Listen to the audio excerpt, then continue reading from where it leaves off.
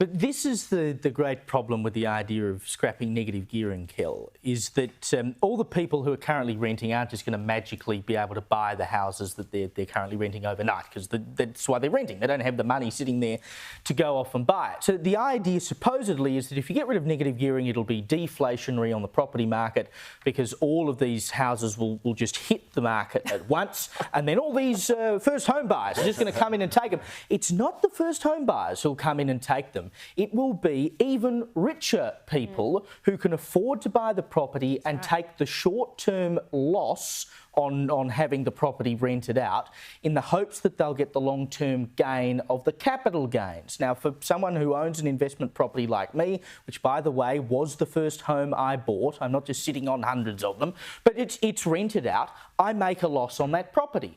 If you said you can't negatively gear it anymore, I would have to sell the first home I ever bought because I now live in a different city. So I'd go backwards, and that's essentially what they are saying. Everyone has to go backwards who's got a couple of homes, and the big buyers will snap them all up and get even richer. OK, two things to say about that. What you're saying about your home is the way the tax system works.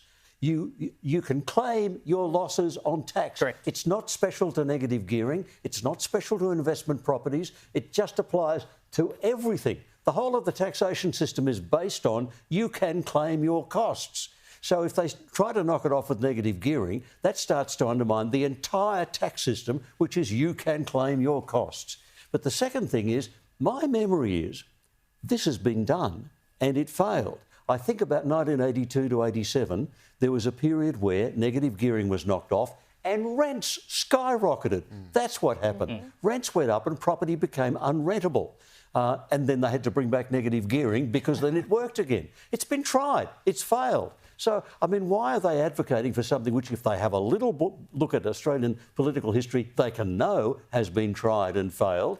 And can they not see it's normal taxation? Well, the Greens are just economically illiterate. There's no point. You're telling something new, Joe. There's no point. That's right. There's no point sort of deconstructing the affordability or the economic impact that their policies have, because they are just moronically simple. I picked out just a couple of Greens policies at random from their website.